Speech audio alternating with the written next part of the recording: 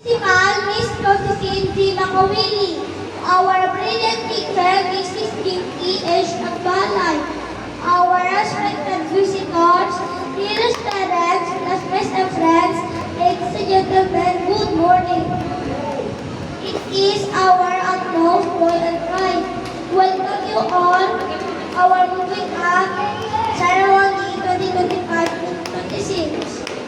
Today is a very special day for us. We are happy and excited because we are celebrating our moving up to the next grade. We will soon be grade 1, but we will not forget the precious moment that we had here in kindergarten. Whether we learn how to read, how to share, and relate to others.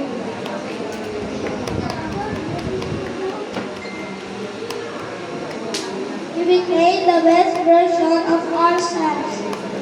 For this, we would like to thank Teacher Gipty and our parents for your help and support.